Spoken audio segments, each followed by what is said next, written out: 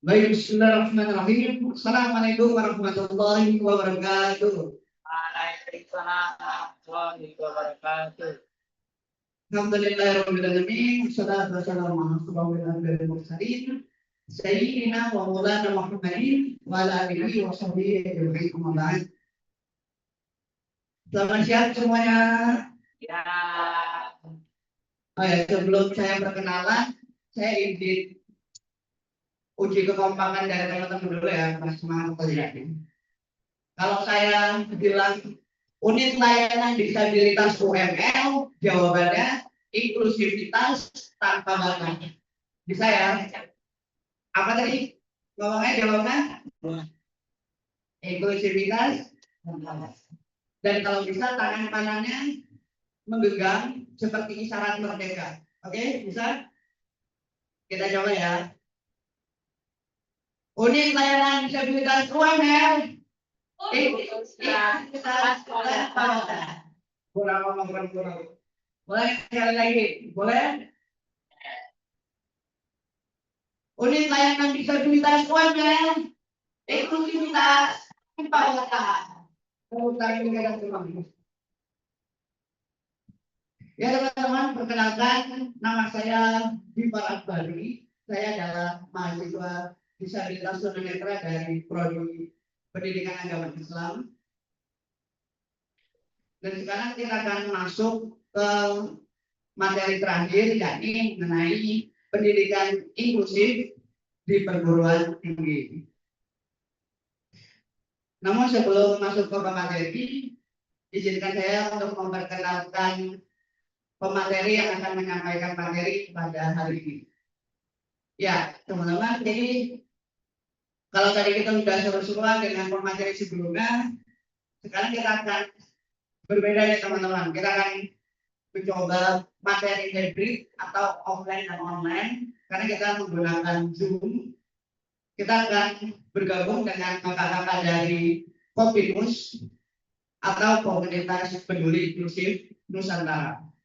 Ya teman-teman, jadi Komunitas Peduli Inklusif Nusantara atau Kopinus adalah sebuah organisasi yang berfokus pada edukasi dan pelayanan inklusif untuk teman-teman disabilitas di seluruh Indonesia.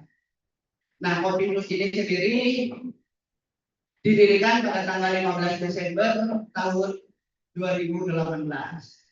Dan saat ini Kopinus dipimpin oleh Ketua Umum dengan nama Ketua Afif Hussein Rusaidi, dan kebetulan beliau sekarang juga menjabat sebagai staf di Kementerian Dinas Sosial Republik Indonesia.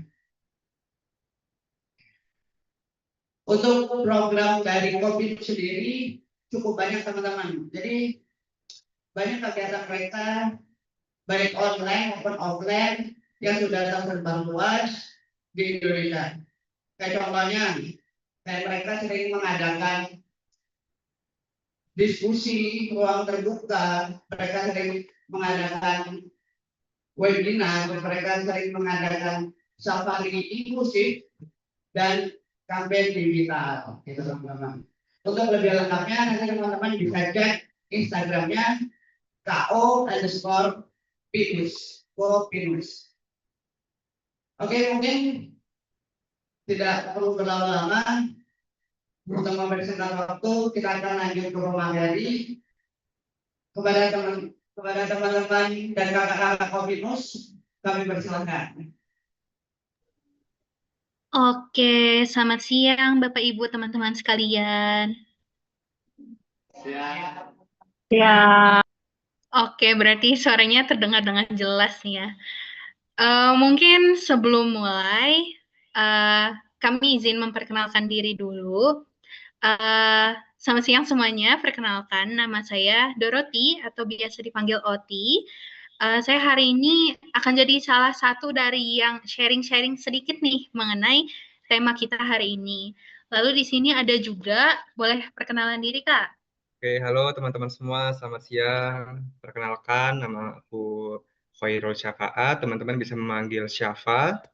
Nah, saya akan menemani Kak Oti di sini untuk sharing-sharing terkait dengan materi pendidikan inklusi. Oke. Oke, terima kasih Kak Syafa. Nah, mungkin sebelum mulai, tadi saya dengar dari Kak Gifar ya, Bapak Ibu teman-teman semuanya udah dari pagi ya materi gitu. Jadi mungkin biar kita masih semangat nih di siang-siang ini, saya mau ajak jargon dikit dong gitu. Kalau misalkan saya bilang semangat pagi, bisa dijawab pagi, pagi, pagi gitu ya, biar kita semangat terus nih. Oke, semangat pagi. Pagi, pagi, Pagi. Sekali lagi. Semangat pagi. pagi, pagi, pagi. Pagi. Pagi. Oke, terima kasih Bapak Ibu, teman-teman semuanya udah berpartisipasi. Jadi, hari ini kami dari Kopinus mau mengajak kita semua untuk sama-sama saling bertukar pikiran deh ya, mengenai menyemai inklusi di perguruan tinggi. Namun mungkin sebelum mulai untuk membahas apa sih itu disabilitas dan bagaimana inklusi di perguruan tinggi, saya mau ajak Bapak Ibu teman-teman sekalian untuk melihat beberapa undang-undang yang mendasari semua ini begitu. Sekilas aja. Boleh di next, Kak?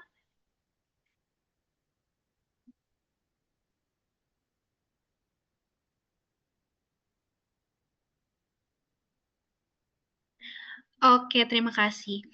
Jadi ini berhubung dengan pendirian dari unit layanan disabilitas di UML. Jadi mungkin kita mau mengupas sedikit tentang undang-undang yang menjamin hak-hak dari disabilitas untuk terutama sampai bisa berpartisipasi di perguruan tinggi gitu.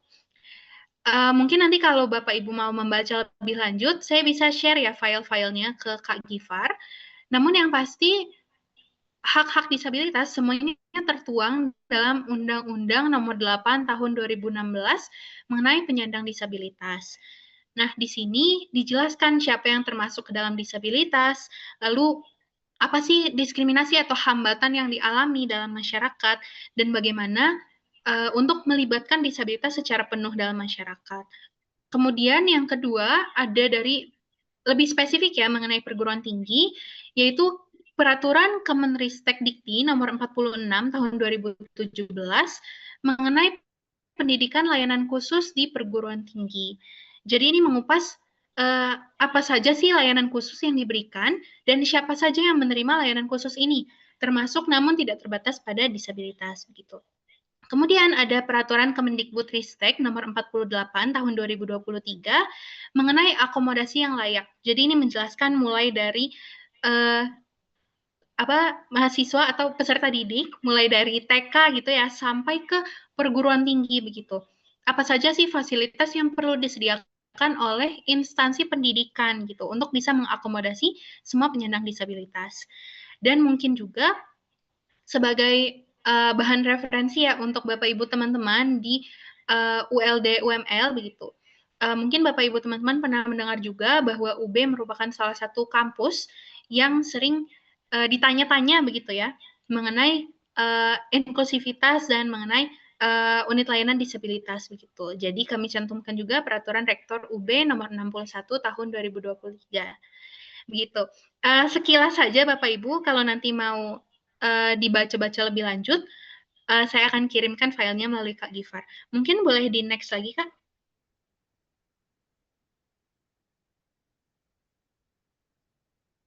Oke, sekarang kita akan masuk ke daging ya, atau apa sih yang mau kita bahas hari ini. Kalau kita ngomongin perguruan tinggi yang inklusif, terutama bagi disabilitas, kita harus tahu dulu siapa yang termasuk ke dalam disabilitas ini, begitu kan ya. Jadi, disabilitas itu kata serapan dari disability dalam bahasa Inggris. Mungkin Bapak Ibu teman-teman sering ya mendengar istilah dis lainnya gitu. Saya ambil satu contoh nih, diskualifikasi gitu. Kalau orang ikut suatu acara, berarti kan dia memiliki kualifikasi untuk mengikuti acara tersebut. Tapi ketika dia didiskualifikasi, artinya dia dikeluarkan dari mengikuti acara tersebut atau dianggap tidak lagi memenuhi kualifikasi begitu kan. Nah, demikian juga kata dis ini berlaku untuk kata disability. Jadi disability itu mengacu kepada keadaan ketika individu itu aslinya terlibat dalam masyarakat atau merupakan bagian dari masyarakat, tapi kemudian dihambat nih atau didisabilitaskan gitu. Dihilangkan kemampuannya untuk bisa mengakses lingkungan dan masyarakat secara penuh begitu. Mungkin Bapak Ibu pernah mendengar juga ya mengenai disabilitas dan difabel. Kalau boleh tahu nih dari Bapak Ibu teman-teman di ULD UML, biasanya lebih familiar dengan kata yang mana sih, disabilitas atau difabel, atau memakainya kata yang mana nih? Boleh nih satu orang berpendapat.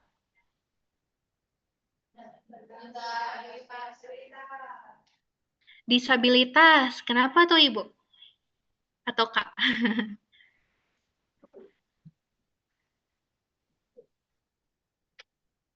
Saya yang bisa jawab.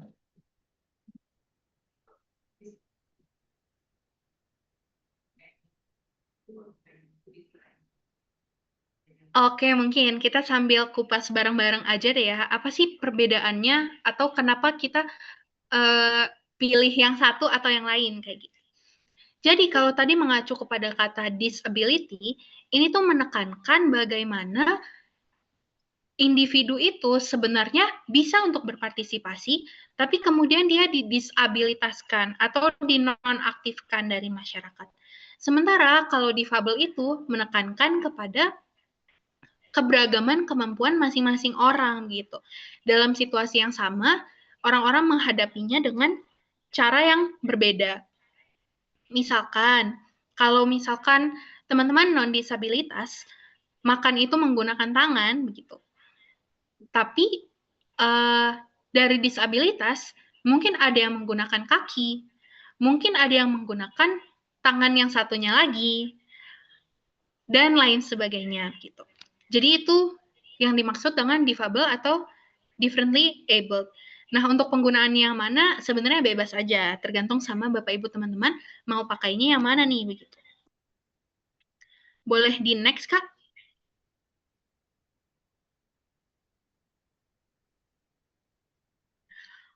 Oke, terus tadi kita udah bahas ya, apa itu disability atau disabilitas. Lalu siapa aja sih yang termasuk ke dalam disabilitas? Kalau secara umum nih, disabilitas bisa dibagi jadi 4 ragam, yaitu fisik, sensorik, intelektual, dan mental. Mungkin Bapak Ibu familiar ya, kalau misalkan fisik itu pernah dengar CP begitu, atau cerebral palsy. Nah, cerebral palsy itu kan antara perintah otak dengan ototnya bergerak kemana, itu nggak sinkron gitu kan. Nah, jadi yang termasuk dalam disabilitas fisik itu, kalau misalkan kendali terhadap tubuhnya tidak penuh, itu termasuk. Atau bisa juga karena ketidaklengkapan anggota tubuh, misalkan diamputasi tangan atau kaki, begitu. Dan lain sebagainya. Kalau sensorik itu, yang termasuk di dalamnya, pada umumnya netra sama tuli. Netra, dengar-dengar kalau dari UML sendiri, lebih banyak yang netra ya, kalau misalkan untuk mahasiswa disabilitasnya begitu. Nah, kalau netra kan ada yang netra total, ada yang netra low vision begitu, atau masih punya sisa penglihatan namun tidak penuh. Contohnya low vision itu seperti apa sih? Kalau melihat dari lubang kunci, kayak pandangannya sempit gitu. Itu termasuk ke dalam netra low vision, atau melihat seperti bayang-bayang, itu juga termasuk netra low vision, dan lain sebagainya. Lalu apa yang membedakan antara low vision dengan pengguna kacamata begitu, minus gitu kan. Jadi kalau misalkan low vision itu tidak bisa dikoreksi dengan kacamata. Gitu. Termasuk juga dalam sensorik itu apa? Teman-teman tuli. Ada yang mulai dari hard of hearing, yang masih bisa mendengar, tapi sisa pendengarannya juga minim juga gitu. Atau sampai ke profound, yang tuli total atau tuli berat. Lalu disabilitas intelektual dan disabilitas mental. Mungkin Bapak Ibu pernah mendengar ya tentang disleksia begitu. Nah, jadi disabilitas intelektual itu bisa berupa gangguan belajar yang tidak berkaitan dengan intelijensi, kayak disleksia ini. Yang dia intelijensinya itu tidak terpengaruh, tapi individu ini kalau membaca itu hurufnya jadi kebolak-balik begitu ya. Atau ada juga yang berkaitan dengan intelijensi begitu. Terakhir, disabilitas mental. Termasuk di dalamnya itu siapa? Ada anak-anak atau orang-orang autistik, autisme, ADHD, dan juga orang-orang dengan gangguan mental yang berat, yang mengganggu kehidupan sehari-hari, seperti depresi berat, kecemasan, skizofrenia, dan lain sebagainya. Nah, dari disabilitas mental ini, saya mengajak Bapak Ibu, teman-teman semuanya untuk membedakan nih sama disabilitas intelektual. Mungkin Bapak Ibu pernah dengar gak sih, autism itu berarti dia bodoh ya, berarti dia nggak bisa sekolah ya, dan lain sebagainya kayak gitu. Padahal autisme itu berkaitan dengan perilaku yang repetitif dan dengan hambatan untuk bersosialisasi begitu loh, nggak berkaitan dengan intelijensi begitu. Jadi kalau autism itu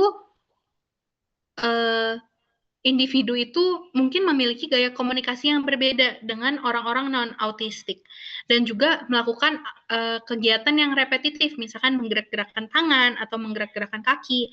Nah, itu kan nggak berkaitan ya sama intelektual, tapi seringnya autism itu identik sama bodoh di masyarakat.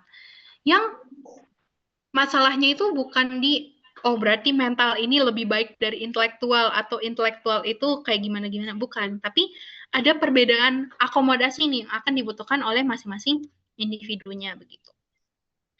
Mungkin boleh di next, Kak?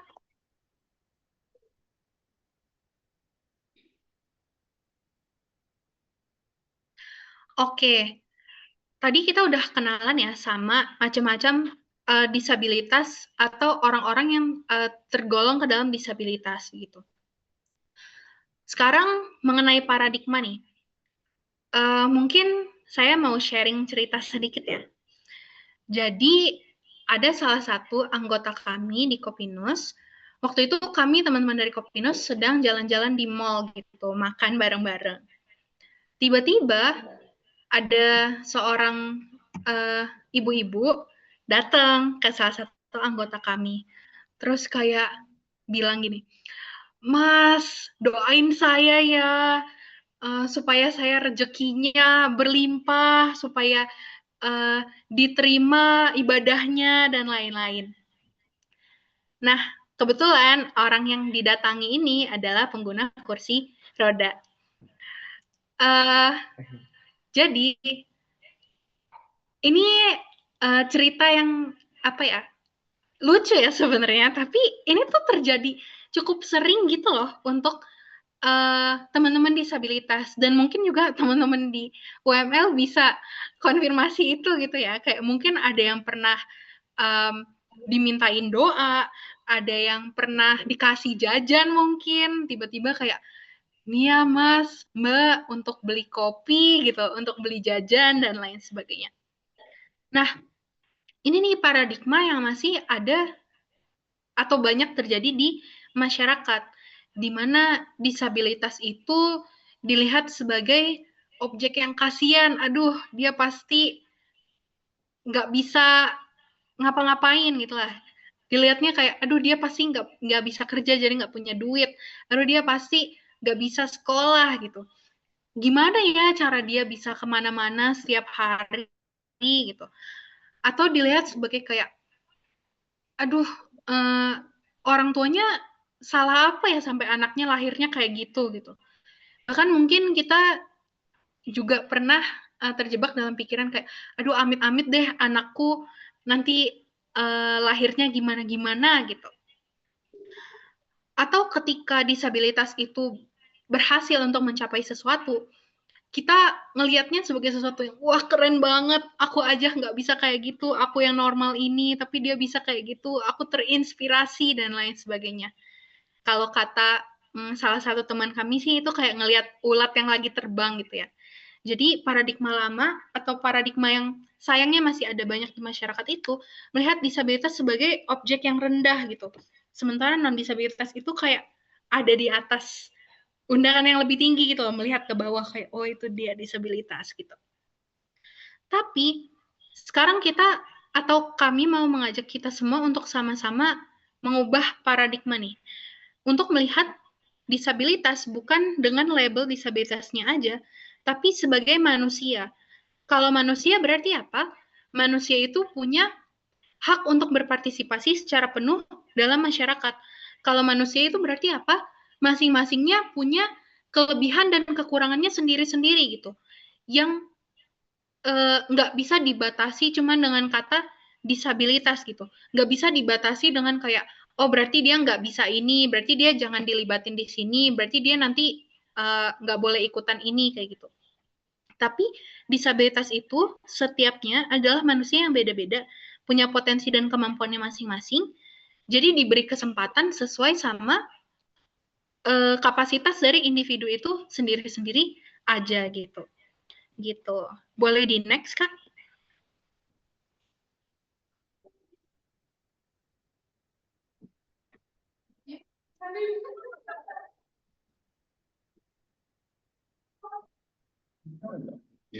Oke, ini mungkin kita mau lihat sedikit video ya, Bapak Ibu teman-teman.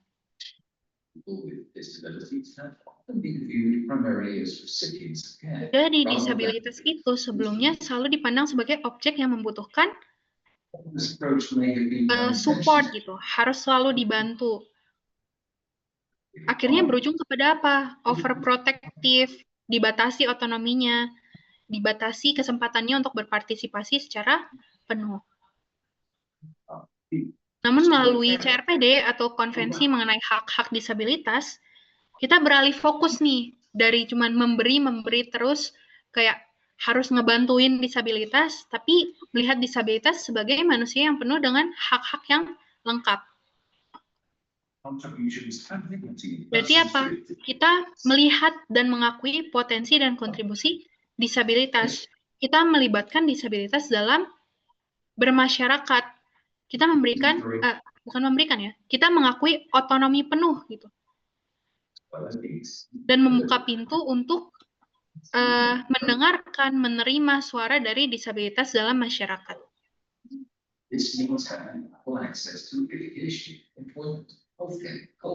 Disabilitas punya hak untuk terlibat dalam menempuh pendidikan, pekerjaan, dalam politik juga, dan lain sebagainya. Oke, sampai situ aja Kak videonya. Nggak usah sampai akhir. Oke, terima kasih. Jadi itu secara ringkas ya, kayak dari CRPD atau konvensi mengenai hak disabilitas yang diadakan secara global gitu. Ini sudah waktunya untuk kita nggak lagi terjebak di pemikiran yang itu tadi gitu ya, melihat ke bawah terus melihat ke bawah gitu. Tapi sekarang udah waktunya kita sadar bahwa semua orang, semua manusia itu punya hak untuk berpartisipasi secara penuh, termasuk juga disabilitas. Nah, mungkin kalau begitu sekarang apa sih yang perlu diadakan oleh perguruan tinggi untuk bisa seluruh disabilitas itu berpartisipasi secara penuh dalam pendidikan? Mungkin yang umum-umum aja ya ini, kayak ada guiding block untuk teman-teman netra, jadi nggak harus selalu menunggu ada pendamping gitu istilahnya. Punya otonomi nih untuk bergerak bebas sendiri. Lalu ada ramp atau bidang miring yang digunakan pada umumnya oleh pengguna kursi roda, namun tidak terbatas pada pengguna kursi roda gitu kan ya. Terus juru bahasa isyarat yang menjadi akses utama teman-teman tuli untuk mendapatkan informasi dalam bahasa ibu mereka. Lalu ada juga teks ramah disleksia misalkan. Lalu layanan konseling untuk semua disabilitas, namun mungkin terutama disabilitas mental begitu ya. Dan nggak cuma disabilitas aja gitu kan, kayak semua orang bakal benefit nih dari layanan konseling. Toilet yang lebar untuk mengakomodasi terutama pengguna kursi roda, namun tidak terbatas pada pengguna kursi roda. Boleh di next, Kak?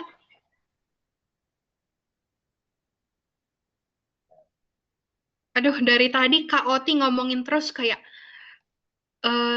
Rem, buat pengguna kursi roda, tapi tidak terbatas, selalu tidak terbatas gitu.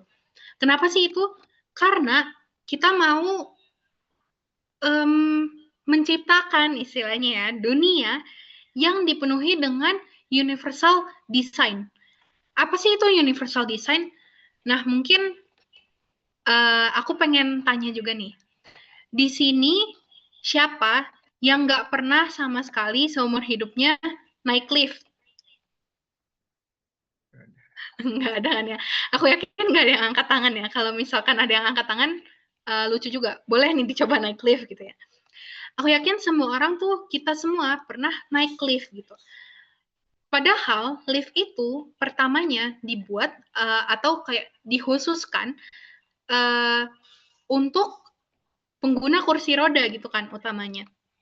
Untuk bisa naik ke lantai atas. Tapi toh nyatanya bukan cuma pengguna kursi roda, tapi apa ya, lansia yang sendinya udah mulai nggak kuat naik lift, terus orang yang jantungan gitu kan, jantungan, maksudnya kayak jantungnya nggak kuat gitu kan, naik lift gitu.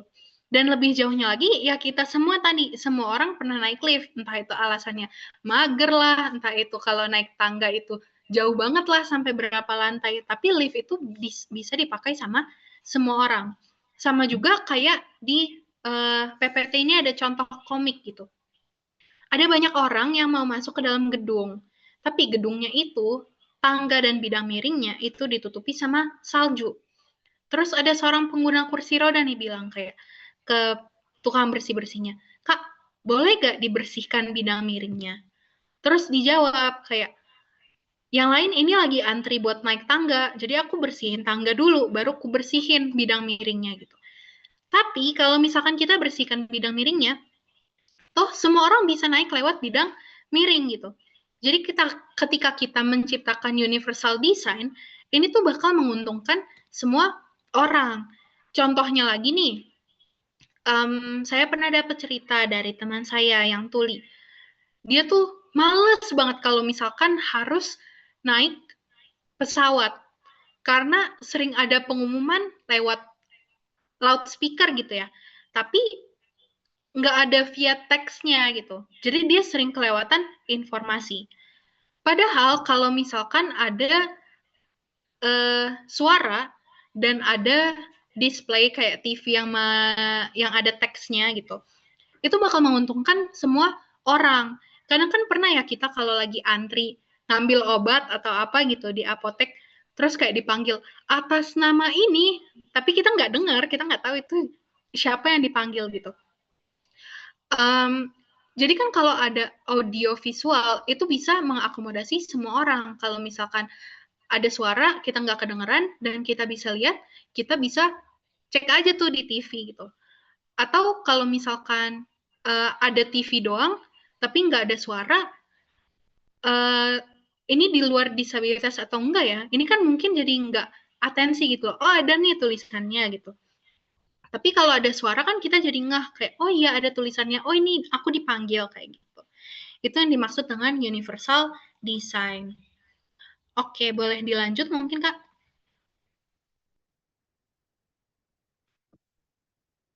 Selanjutnya bakal dilanjutkan oleh Kak Syafa nih. Oke, sudah Mas? Sudah. Oke, suara saya masuk ya teman-teman semua. Saya akan melanjutkan sharing-sharing kita kali ini dengan fokusnya lebih kecil nih, kita coba lebih kerucutkan nih. Tadi kan Kak Oti sudah menjelaskan tentang gimana sih paradigma cara pandang masyarakat yang ada cara pandangan moral yang kalau dia disabilitas itu berarti mungkin dia kualat dulunya, atau misalnya paradigma charity gitu, paradigma yang kasihan sekali ya dia, aku harus membantu dia, kalau tidak aku bantu maka dia akan, dan lain-lain kayak gitu. Nah, sebenarnya gimana sih kita akan coba bedah budaya interaksi secara universal gitu. Aku akan mencoba menggunakan kata universal seperti teman-teman jargonnya tadi ya, inklusivitas tanpa batas. Artinya ini budaya interaksi tidak berlaku hanya untuk disabilitas, tapi untuk semua orang gitu, atau berusaha untuk merangkul semua orang. Yang pertama itu adalah ini spesifik ke disabilitas dulu, yaitu adalah sering sekali yang terjadi itu adalah diskriminasi atau stigma atau apapun itu berasal dari pikiran kita sendiri gitu. Artinya kita tuh belum mengklarifikasi, belum mengkonfirmasi, tapi udah menyimpulkan. Misalnya sering sekali ya saya tunanetra, dan sering sekali kayak misalnya tiba-tiba digandeng gitu, diseberangin, loh saya emang lagi nunggu teman, kenapa diseberangin, jadi saya menyeberang balik dong gitu. Nah, itu kan contoh-contoh bagaimana ketika kita tidak sesuai gitu ya, kita udah berasumsi bahwa dia pasti akan nyebrang, maka akan aku bantu dan segala macam. Jadi gimana sih kuncinya? Kuncinya adalah tanya dulu teman-teman. Segala sesuatu itu tanya dulu. Artinya konfirmasi dan memastikan hal itu tuh nggak hanya ada di dalam pikiran kita gitu. Semua kebutuhan kita merasa pikiran kita tuh sudah benar gitu-gitu, atau pikiran kita sudah tepat dan segala macam, tapi kita tidak mendengar langsung dari misalnya teman-teman disabilitas yang mengalami langsung, sehingga sering terjadi tertutup gitu, informasi tertutup, maka akan muncul miskomunikasi akan muncul masalah dan seterusnya dan seterusnya dan seterusnya kayak gitu. Itu yang makanya kita perlu bertanya terlebih dahulu dalam segala hal ya teman-teman. Kalau untuk membantu kita bisa menanyakan apakah bisa dibantu, apakah begini aman, apakah perlu saya ini dan segala macam. Kemudian interaksi bukan berbasis charity. Apa sih charity? Charity itu adalah paradigma belas kasihan yang tadi dijelaskan sama Kak Oti tentang kasihan sekali ya dia, aku akan membantu dia, kalau nggak aku bantu nanti dia tersesat dan segala macam itu. Itu adalah pikiran yang sebenarnya dalam tanda kutip itu dermawan gitu, mulia gitu. Tapi apakah itu adalah pikiran yang tepat gitu? Kalau itu adalah pikiran yang tepat dan pikiran yang baik itu adalah harus kita tularkan, maka bisa jadi disabilitasnya juga berpikir, kasihan sekali ya dia mau bantu orang tapi aku nggak butuh bantuan dan segala macam.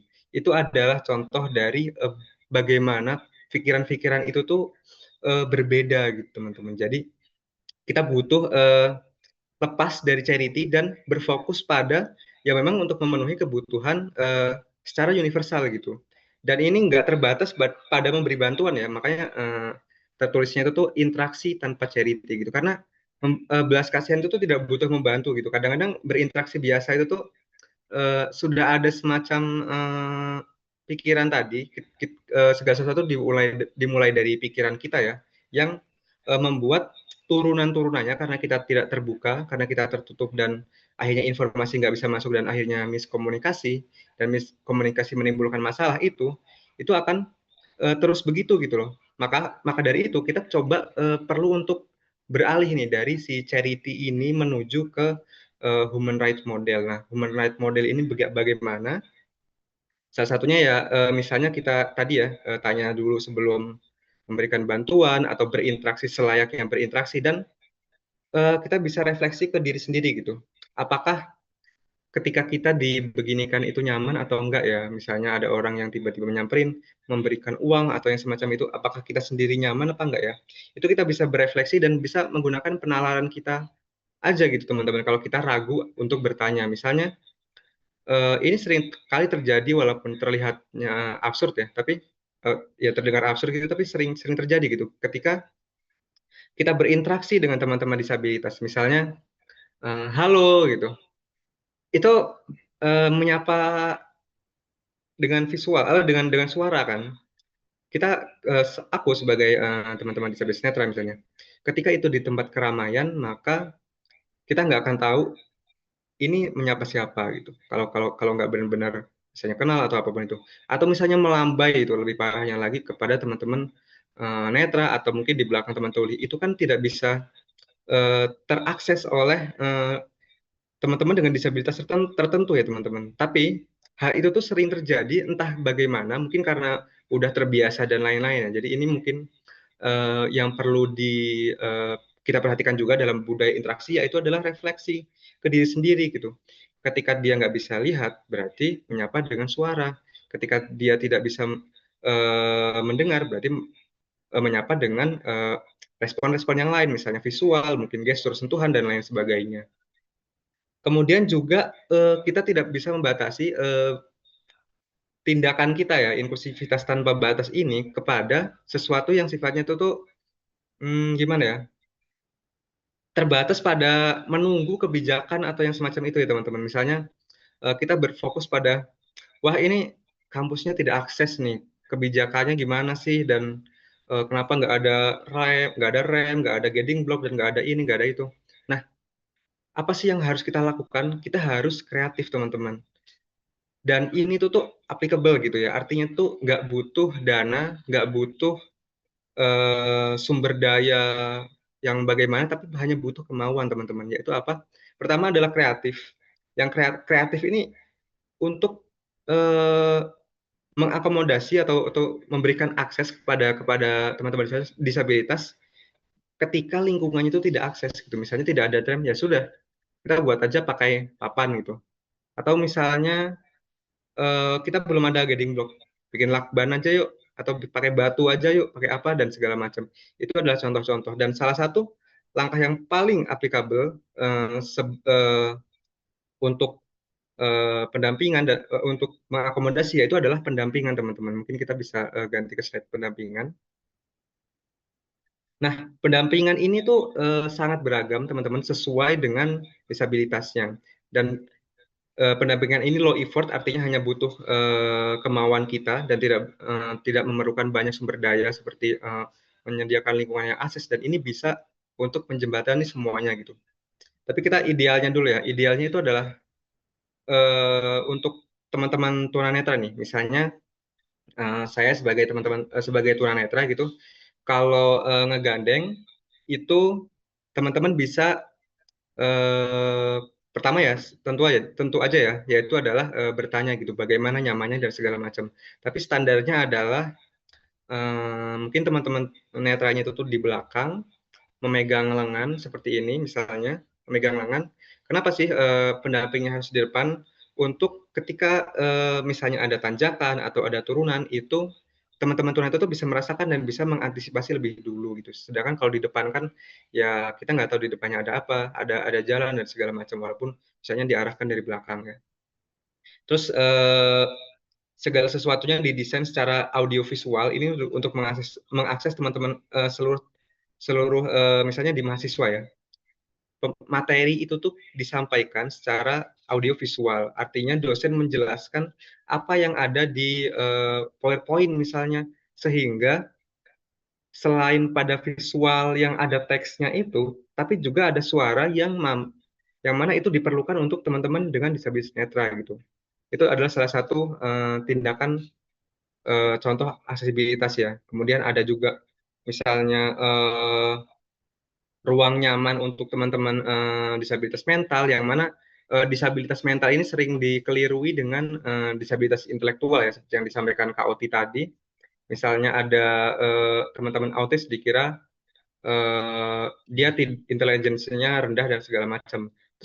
Terus kalau gitu apakah disabilitas intelektual itu artinya bodoh? Tunggu dulu gitu. Mungkin kita tidak bisa memengerti mereka gitu. Kita bayangkan aja gitu. Mungkin di disabilitas intelektual itu responnya itu tuh berbeda dengan teman-teman tipikal. Misalnya, ketika kita ditanya gitu, mau makan apa dan segala macam, respon di otak kita kan jawabannya adalah kita mau makan ini dan ini karena kita mengingat gini. Tapi mungkin saja dia masih berpikir tentang apakah langit itu bisa berwarna kuning, apakah ikan itu bisa terbang dan segala macam. Itu adalah contoh perbedaan gitu antara teman-teman misalnya yang disabilitas intelektual gitu, dan kita harus mengerti hal-hal tersebut gitu. Kemudian selanjutnya itu ada akomodasi ya, akomodasi atau usaha untuk mengakseskan semuanya gitu. Advokasi.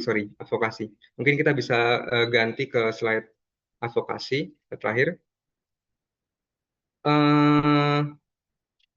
By the way teman-teman ya, mohon maaf kalau seumpamanya misalnya saya sebagai tunanetra gitu ya, kalau ada slide yang berganti atau yang semacam itu, saya tidak memperhatikan visual, karena jadinya saya akan ngomong dan mungkin slide-nya bisa disesuaikan aja gitu. Nah, di advokasi ini ada beberapa hal yang penting, misalnya kan ini di sini mau membentuk ULD ya dengan segala dasar hukumnya. Apa sih yang paling urgent yang harus dilakukan, yaitu adalah melakukan penyelesaian masalah gitu. Melakukan penyelesaian masalah untuk masalah yang ada terjadi, yaitu adalah tidak akses lingkungan yang tidak akses. Gimana sih untuk menyelesaikan masalah? Tentu yang pertama, sebelum kita menyelesaikan masalah, kita harus mencari tahu dulu apa masalahnya, karena kita tidak bisa menyelesaikan masalah yang kita tidak kenali gitu. Maka dari itu kita perlu adanya pendataan gitu teman-teman. Ini yang sangat dasar sekali, yaitu adalah pendataan untuk teman-teman disabilitas. Misalnya berapa disabilitas, jenisnya apa aja, kemudian dipetakan apa kebutuhannya dan segalanya. Dari pemetaan itu kemudian ada respon yang kita hasilkan, yaitu adalah misalnya melakukan pelatihan, melakukan pendampingan dan segalanya. Itu adalah contoh bagaimana ya teman-teman sistem yang ULD ini bisa dijalankan dengan baik, yaitu adalah melalui pendataan dulu, pengenalan masalah, asesmen. Asesmen ini diperlukan ya teman-teman, karena kita tidak bisa menunggu masalahnya itu terjadi gitu. Makanya kita harus misalnya melakukan asesmen, kira-kira prediksi di masa depan itu apa, kebutuhannya apa, masalah yang mungkin bisa terjadi itu apa gitu, dan kita bisa menentukan tindak lanjutnya dari sekarang gitu perencanaannya. Kemudian kita juga butuh audiensi, artinya mendengarkan. Ini adalah salah satu prinsip yang paling penting karena universal. Ini kita balik lagi ke budaya interaksi tadi ya, bahwa kita harus bertanya dulu, kita harus memastikan setiap suara itu tuh masuk dan terakomodasi gitu. Misalnya kita bisa bertanya kepada teman-teman yang difabel gitu, disabilitas, bagaimana sih cara penggunaan ini, apa hambatannya, apa kendalanya, bagaimana nyamannya, apa karakteristiknya dan segalanya gitu. Dan kita juga bisa berjejaring misalnya dengan Kopinus ini ya teman-teman, yang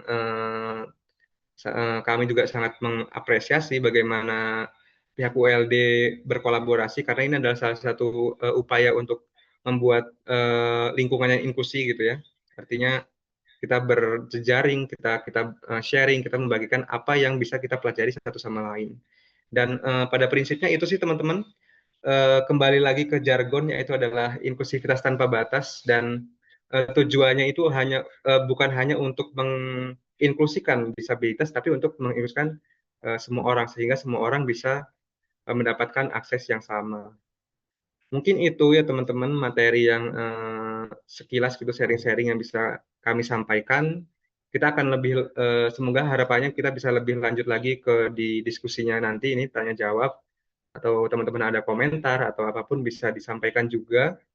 Dan nanti kita bisa bedah lebih lanjut nih, misalnya gimana sih spesifiknya mendamping ini, bagaimana misalnya studi kasus di ULD Lampung itu sendiri bagaimana, dan lain kita bisa bahas di sesi tanya jawab. Mungkin itu saja ya dari kami. Terima kasih banyak untuk teman-teman yang sudah dari pagi tadi mendengarkan, menyimak dan lain-lain, sehingga aku rasa sih komitmen itu sangat diperlukan gitu ya teman-teman.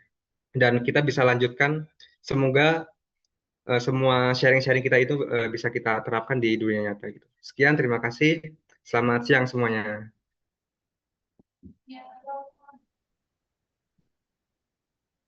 Baik, terima kasih untuk Kak Syafa dan Kak Oti yang sudah menyampaikan materi.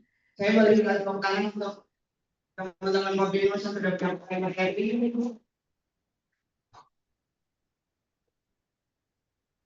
Ya teman-teman, demikianlah materi mengenai pendidikan inklusif dan berkurasi. Mungkin selanjutnya kita akan membuka sesi tanya jawab kepada teman-teman. Jika ada yang ingin bertanya atau ada yang kurang jelas, mohon dipersilakan. Panitia mohon dibantu ya.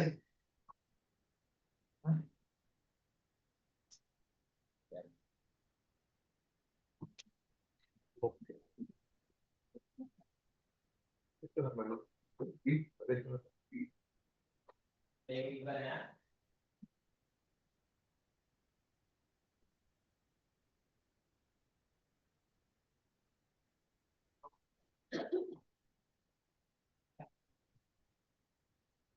sama.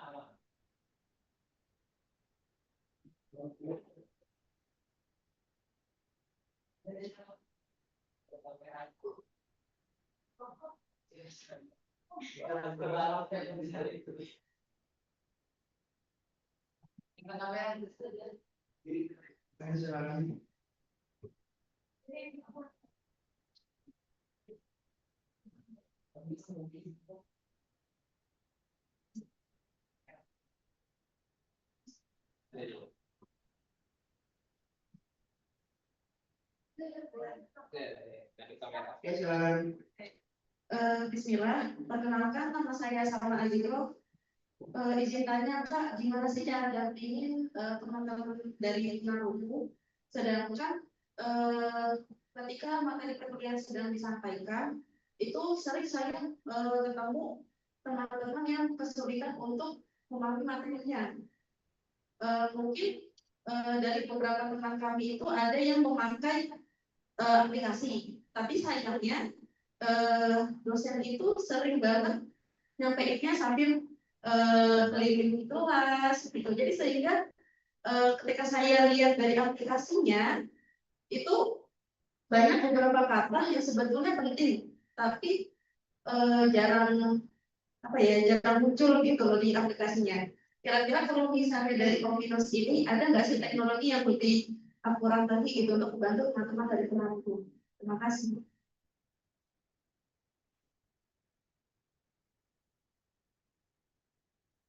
Oke, kalau tidak Pak Syafo, mungkin kita kumpulin dulu ya pertanyaan ya biar fleksibel dan nanti langsung dijawab.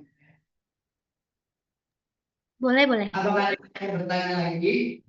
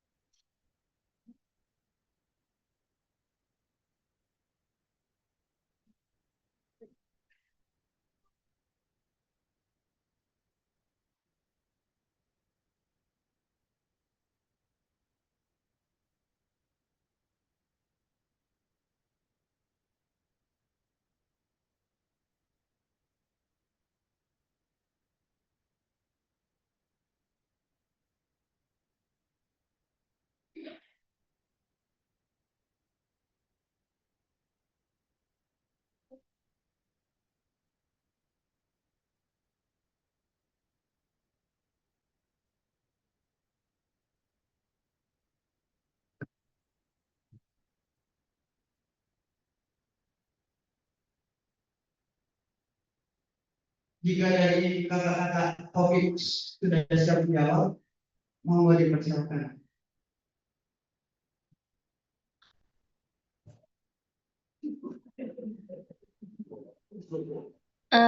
Mau mastiin Kak, ini berarti langsung dijawab aja.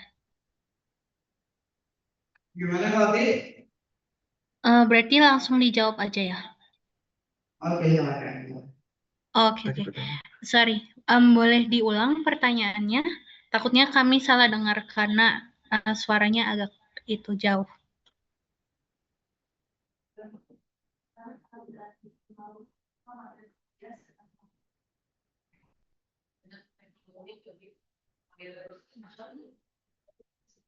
Oke, mungkin di sini saya bahas itu menyebutkan pertanyaannya Kak ya.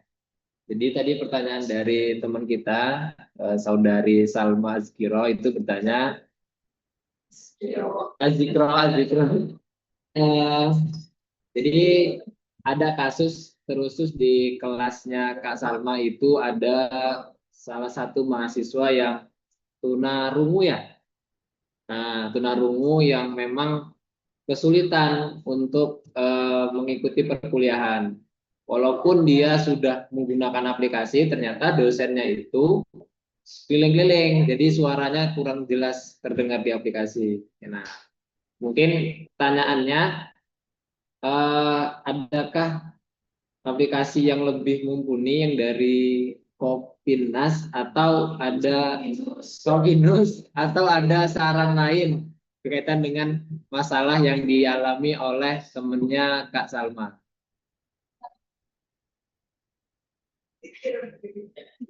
Oke, sudah jelas. Mungkin dari aku izin menjawab dulu ya, nanti dari Kak Syafa menambahkan. Sebelumnya, karena ini aku bukan sebagai teman tuli, jadi aku izin sharing apa yang aku tangkap dari sharingnya teman-teman tuli gitu. Tadi kan kendalanya itu teman tuli ini pakai aplikasi transkrip gitu ya, jadi kayak omongan jadi teks gitu kan ya. Tapi karena dosennya itu berkeliling, jadi teksnya itu kayak keliru atau kayak gimana gitu kan. Nah, Ya, benar.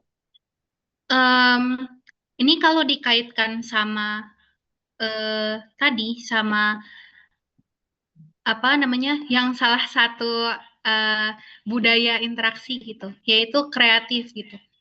Ketika misalkan kita berhadapan sama permasalahan teknis nih, terkendala sama teksnya keliru-keliru.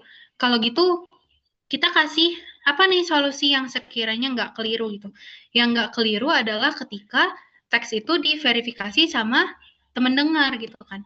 Kayak entah itu dengan teman dengarnya itu ngetikin, terus di cross check sama hasil dari aplikasinya, atau sekaligus aja langsung dari teman dengarnya itu ngetikin atau kayak gimana gitu. Jadi kayak kalau untuk aplikasi, sepahamku rata-rata tuh teman-teman pakai aplikasi tuh kalau yang aplikasi yang umum-umum itu udah sejauh ini semaksimalnya suara bisa jadi teks gitu. Jadi kalau misalkan ada keliru-keliru, sayangnya teknologi kita berarti belum sesempurna itu. Tapi teknologi yang belum sampai ke sana itu bisa dijembatani loh gitu dengan kayak solusi kreatif dan juga solusi yang humanis gitu. Kayak yang bukan fokus sama teknisnya aja, tapi kayak kita mikir kira-kira aku bisa ngapain ya untuk orang ini atau kita bisa ngapain ya untuk mengakomodasi orang ini kayak gitu. Semoga jelas. Mungkin Syafa mau nambahin? Oke, by the way, mungkin nanti kita bisa sharing lebih lanjut ya tentang nama aplikasinya atau apapun. Nanti kita bisa misalnya hubungkan dengan teman-teman tulis, siapa tahu menemukan referensi yang lebih oke nih dalam menangkap suara dan segalanya gitu. Karena memang banyak kan aplikasi-aplikasi semacam itu. Kemudian juga pada prinsipnya iya sih sama yang kayak yang disampaikan Kak Oti, itu adalah prinsip humanis gitu atau penyelesaian secara sistemik gitu, bukan penyelesaian secara teknis. Artinya apa sih masalahnya ketika dia kesulitan di kelas, oh alah ternyata kesulitannya adalah karena misalnya dosennya keliling-keliling gitu, karena suaranya nggak jelas dan segala macam.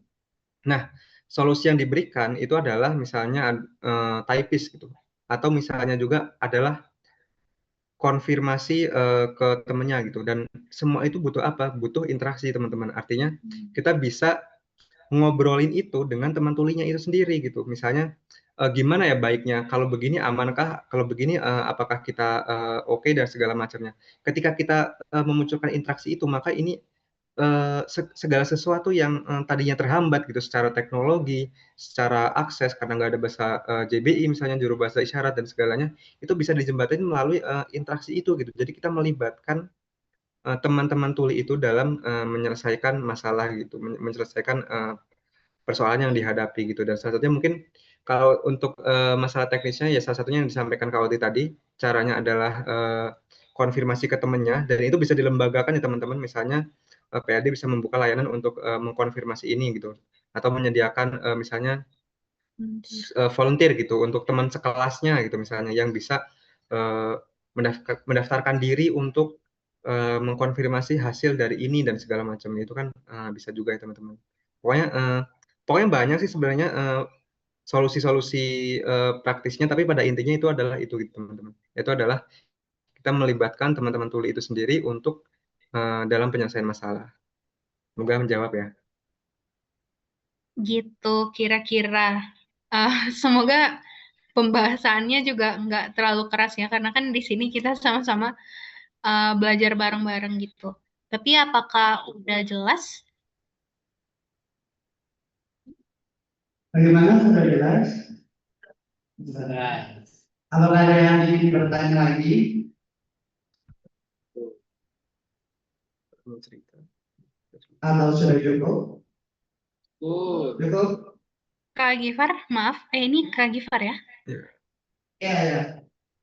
Oke, mungkin semisal dari teman-teman nggak ada pertanyaan, kalau kami izin mau dengar sharing-sharing Sharing-sharingnya. gitu dari Bapak Ibu teman-teman semuanya, apa boleh ya? Ya, kondisinya di sana gimana dan lain-lain gitu. Mungkin bisa diceritakan. Oh, sharing keadaan di sini. Apakah boleh?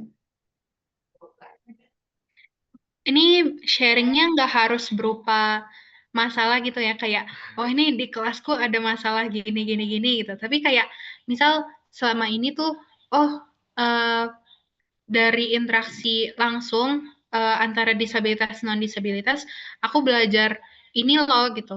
Aku jadi sadar ini loh, atau kayak oh ternyata ini efektif nih di kelasku gitu. Masalah juga boleh sih, Ya, tapi nggak terbatas. betul.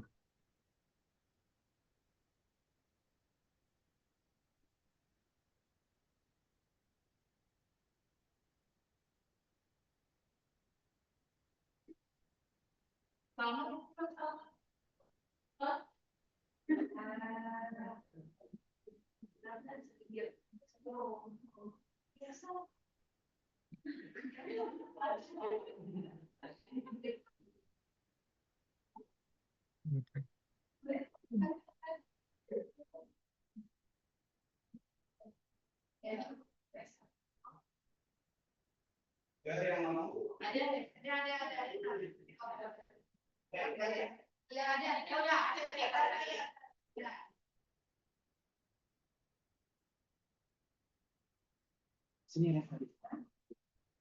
Biar kelihatan kameranya, biar kelihatan juga.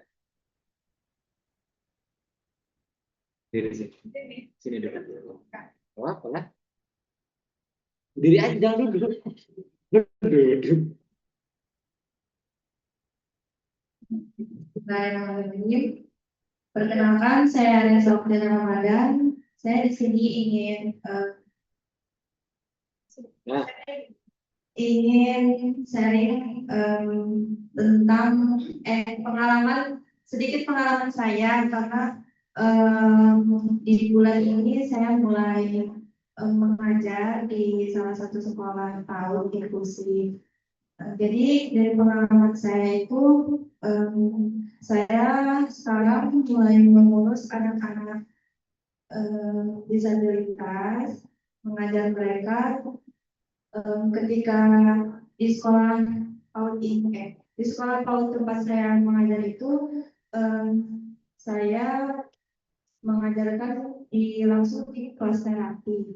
Nah, saya itu mendampingi anak-anak penyandang ADHD, autis, dan juga speech delay. Nah, ketika saya belajar bertahap sama teman-teman guru-guru yang lain, saya itu mulai tahu ya gimana cara mengajari mereka supaya mereka bisa lebih baik. Contohnya saja seperti ada anak yang dia itu berkurang speech delay, mengalami speech delay di mana dia itu berkata untuk berbicara saja itu susah.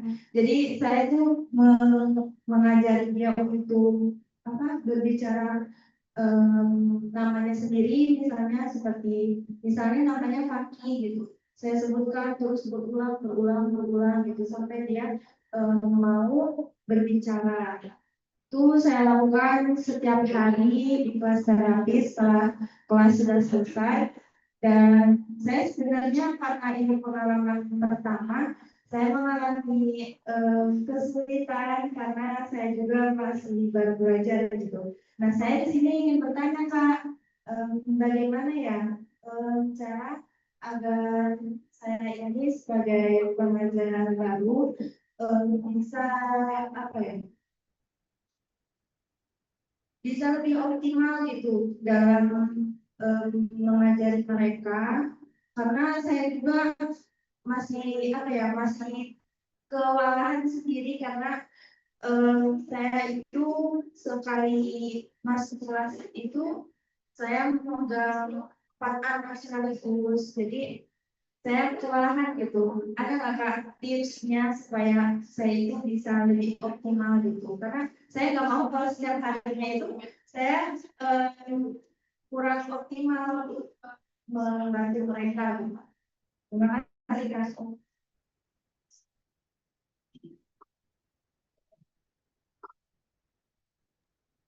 Oke, terima kasih Ibu atau Kak. Maaf ya. Sebelumnya mungkin saya mau apresiasi yang besar dulu untuk Ibu karena jujur nggak kebayang keruwetan di pikiran sendirinya itu kayak gimana gitu. Tepuk tangan sedikit dong. Jadi kebetulan ini saya izin sharing berdasarkan pengalaman dan sepemahamannya saya aja ya, Ibu dan teman-teman semuanya. Saya nggak pernah mengajar di kelas gitu, tapi saya kebetulan pernah megang bimbel, dan bimbelnya ini untuk anak balita juga 3 tahun, 4 tahun gitu, ngajar nulis gitu. Dan ini padahal privat gitu ya, 1 anak, dan itu kayak udah wah pusingnya gitu. Namanya kan anak-anak umur segitu pada dasarnya juga memang lagi aktif-aktifnya gitu kan, kayak lari sana lari sini, kepo sini kepo sana gitu kan. Terutama kalau tadi yang ibunya sebutkan itu kan ada yang ADHD dengan apa atensi yang lebih sulit terfokuskan gitu, atau ada anak autism yang mungkin dia bakal menangkap instruksi itu dengan cara yang berbeda dan lain sebagainya. Nah ini mungkin saya izin sharing sepahamnya saya aja. Jadi pertama untuk anak-anak autism itu kan karakteristik utamanya adalah hambatan komunikasi gitu ya. Jadi sepaham saya mayoritas anak-anak autism itu akan menangkap hal-hal secara sangat literal gitu. Misalkan dibilang kayak, kamu mau gak kerjain ini gitu. Itu bakal benar-benar ditangkap sebagai kayak, aku mau atau enggak gitu. Bukannya kayak, oh aku disuruh ngerjain ini ya, tapi emang beneran ditangkap mau atau enggak. Dan mungkin dia bakal jawabnya tuh kayak, enggak mau gitu. Karena ya ditanyanya mau atau enggak gitu. Nah, sementara kalau tadi anak-anak ADHD itu kan lebih sulit untuk fokus gitu ya. Sementara untuk anak-anak speech delay kan mungkin butuh banyak pengulangan untuk sebuah kata-kata itu nempel ke otaknya gitu. Jadi kalau misalkan untuk anak-anak, terutama untuk mengakomodasi yang anak-anak autistik ini, mungkin kalau sepaham saya itu kita baiknya menggunakan kata-kata yang lugas dan simpel gitu, supaya nggak disalahpahami, supaya instruksinya tersampaikan dengan jelas gitu. Lalu untuk anak-anak ADHD itu bukan yang nggak bisa fokus, tapi yang membuat mereka fokus itu berbeda dari orang-orang alistik atau istilahnya orang-orang non ADHD. Misal orang-orang non ADHD itu bisa fokus kalau kayak, aduh ini ada tugas, aku sebenarnya nggak mau fokus, tapi aku harus fokus, ya udah deh aku bisa paksain diri gitu. Tapi kalau anak-anak ADHD itu bisa di-trigger dengan 5 hal. Bisa disingkat dengan incup gitu. Yang pertama, interest. Kalau dia tertarik sama hal itu gitu. Kayak misal dia tuh special interest-nya, dia tuh suka banget sama mobil gitu. Terus kita bikin contoh, ini nggak tahu ya ibunya ngajar apa gitu. Misal kita bikin contoh matematika. Ada 5 mobil. Yang pertama mobil truk, yang kedua mobil tank gitu dan lain sebagainya. Itu berkaitan gitu sama interest-nya dia. Itu bakal lebih mungkin untuk anak itu fokus. terus novelty, kayak sesuatu yang wah keren banget, aku bakal menjadi pahlawan hari ini gitu kayak ya gitu lah. Terus challenge, kalau dia ditantang kayak, hah kamu bisa gak ngerjain ini? Pasti kamu nggak bisa kan? Coba buktiin ibu salah kayak gitu. Atau urgency. Tadi kan challenge C, urgency kayak, ayo, nih waktunya 10 detik. Kamu bisa gak pasang sepatu dalam 10 detik? Ayo, bisa gak? Kayak gitu. Itu kayak, ayo lomba gitu. Sama passion, P. Kayak, apa ya, ini sebenarnya masih berkaitan sama interest dia tadi gitu. Apakah ini sesuatu yang dia suka lakukan gitu. Misal dia paling suka basket, terus belajar warna sambil main basket gitu. Ada bola merah, ada bola hijau, ada bola biru. Coba lempar bola merah sekarang gitu. Itu passion gitu. Lalu untuk anak-anak speech delay, kebetulan saya juga punya teman yang awalnya itu speech delay, tapi sekarang dia bicaranya itu udah lebih lancar gitu. Nah, setahu saya banyak anak-anak itu tuh speech delay bukan karena mereka itu nggak bisa bicara atau kayak permasalahan intelijensi atau gimana, tapi mereka punya pemahaman speech yang berbeda gitu. Kayak misalkan seorang anak itu ada yang menangkap dengan cara apa kayak misalkan kamu mau ke toilet ya gitu. Itu pertanyaan, terus dia jawab kayak iya, dia paham kamu itu aku gitu. Mau ke toilet iya kayak gitu. Tapi ada juga yang pahamnya itu dengan kayak kalau kita ngomong kamu, dia ngiranya kamu itu sebaliknya gitu loh. Ngerti gak sih? Kayak kalau saya bilang ke siapa kayak kamu, siapa ngiranya saya yang kamu gitu. Jadi harus dibalik kayak saya mau ke toilet. Saya mau ke toilet tanda tanya gitu. Terus kayak iya saya mau ke toilet kayak gitu. Jadi kayak pemahaman bahasa yang agak unik ya gitu. Tapi itulah kayak ada macam-macam gitu. Itu mungkin saya agak sotoy dikit gitu ya kayak tadi sharing-sharing gitu. Tapi mana tahu dari antara semua itu ada yang bisa diuji cobakan, ada yang bisa mana tahu ada yang nyantol salah satu gitu. Nanti bisa di sharing juga gitu kan sama teman-teman UML yang lainnya.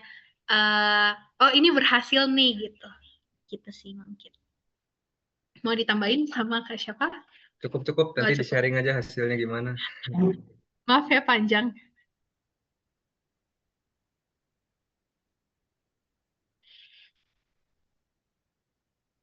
Gitu. Oke, baik, terima kasih untuk Kak Oti yang sudah sharing dan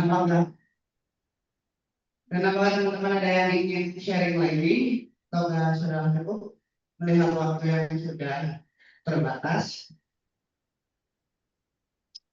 Cukup ya. Ya mungkin saya izin menambahkan sedikit. Ini berbicara mengenai pendidikan inklusif di perguruan tinggi. Pasti kita juga tak luput akan membahas mengenai fasilitas dan infrastruktur gitu. Tapi perlu diketahui teman-teman, sebenarnya fasilitas dan infrastruktur itu adalah bukan yang utama menurut saya dalam suatu inklusivitas, terutama di bidang pendidikan ya teman-teman. Menurut saya di bidang pendidikan, inklusivitas sangat penting. Namun ketika kita hanya mengandalkan akses, fasilitas dan infrastruktur, itu akan memakan waktu yang lama dan akan mengeluarkan anggaran yang sangat banyak untuk teman-teman. Jadi menurut saya dalam inklusivitas di pendidikan itu yang pertama adalah kembali lagi ke individu dan masyarakat perguruan tinggi, kembali lagi ke SDM-nya, kembali lagi ke manusianya. Ketika manusianya dan masyarakat punya inklusif dan memiliki empati yang tinggi, mungkin dengan infrastruktur dan fasilitas yang ada, teman-teman disabilitas bisa beraktivitas dengan adanya empati yang tinggi gitu teman-teman. Iya. Jadi semoga dengan diadakannya forum ini tidak menjadi ajang formalitas untuk sekedar berdiskusi, tetapi bisa membangun dan meningkatkan lagi jiwa empati kita terhadap disabilitas. Mungkin segitu saja Pak Oki dan Kak Syafa atas sharing dan materi pada hari ini. Terima kasih. Dan saya selaku moderator, jika ada kata-kata yang salah, saya mohon maaf kepada Allah, saya mohon ampun. Namun sebelum saya tutup, saya mau coba tes kita sekali lagi boleh? Masih ini enggak? Ya. Unit saya disabilitas semuanya. Jangan kita semua.